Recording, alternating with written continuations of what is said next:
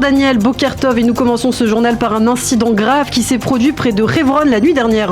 Et oui, effectivement, une Jeep de Tzahal s'est retrouvée bloquée par des Palestiniens et des émeutes se sont produites sur place entre ces Palestiniens et la patrouille militaire qui était à bord de cette Jeep. Les soldats ont tenté de disperser la manifestation des Palestiniens en tirant du gaz lacrymogène et en utilisant d'autres moyens. Selon les Palestiniens, un manifestant aurait été tué et plus d'une vingtaine auraient été blessés. Il n'y a pas eu de blessés du côté des soldats israéliens. Finalement, une unité de Tzahal est venue à la rescousse de cette Jeep bloquée et les soldats ont pu rentrer sains et saufs à leur base. En tout cas, d'autres nombreux qui se sont produits ces dernières semaines. Oui, au sein des forces de sécurité israéliennes, on constate cette dégradation de la situation pour des officiers supérieurs de Tzahal. La Judée et la Samarie seraient en pleine effervescence. Un avis qui est d'ailleurs partagé par l'émissaire spécial de l'ONU au Proche-Orient, Thor Wennesland, qui a fait partager hier, lors d'une réunion à huis clos du Conseil de sécurité de l'ONU, ses estimations. Selon lui, au cours des derniers mois, on constate une augmentation sensible des actes de violence. Il s'agit d'attaques contre des Israéliens et des Palestiniens, tant sur le territoire israélien que dans les territoires de Cisjordanie, a déclaré l'émissaire norvégien. Et puis on ouvre maintenant une page politique, Daniel, avec toujours des difficultés sur la voie de la formation du gouvernement. Oui, on a même le sentiment d'un retour en arrière ce matin. Un exemple, parti chasse. On disait au Likoud que le parti séfarade principal, le partenaire de la coalition gouvernementale, allait signer un accord en début de semaine avec le Likoud. Non seulement ce n'est pas encore le cas, mais au contraire, Aryeh Deri et Benyamin Netanyahou auraient eu hier une conversation très houleuse, à tel point qu'au sein du parti chasse, on parle de crise de confiance entre les deux hommes. Motif, selon le parti chasse, le Likoud modifie régulièrement les arrangements conclus jusqu'à présent avec le parti séfarade orthodoxe et gère ses pourparlers, je cite, de manière erronée.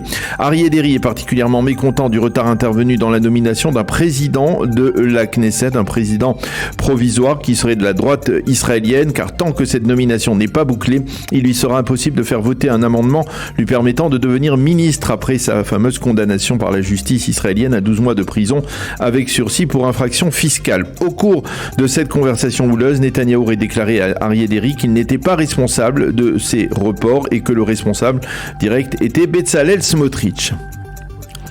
Et il semble que cette conversation difficile ait modifié quelque peu la donne. Et oui, en effet, c'est bien possible puisque ce matin, on a appris que l'entourage de Bezalel Smotrich avait fait passer un message selon lequel des progrès étaient intervenus durant la nuit dans les pourparlers avec le Likoud et que l'on approcherait d'un accord.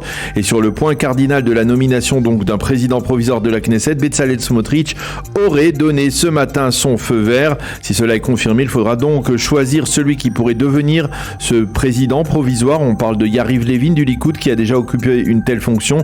Il aurait alors pour mission immédiate donc de faire voter les amendements en faveur d'Aryeh Deri et même en faveur d'un élargissement des prérogatives du futur ministre de la Sécurité nationale, Itamar Ben-Gvir.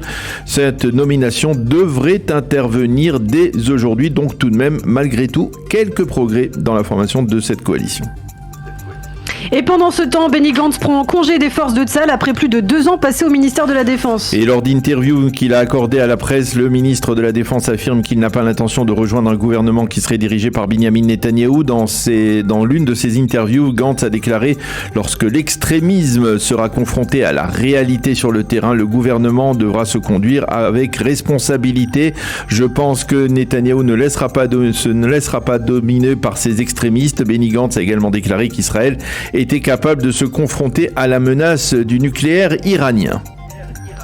Et justement, pour terminer, à propos de l'Iran, 3 membres de la communauté juive iranienne auraient été récemment arrêtés. Oui, il s'agit de membres de la communauté juive iranienne qui se seraient retrouvés dans des zones de forte protestation populaire. Ils ont été arrêtés, mais il semble que l'un des 3 aurait déjà été libéré. Des efforts sont actuellement entrepris afin de libérer les 2 autres.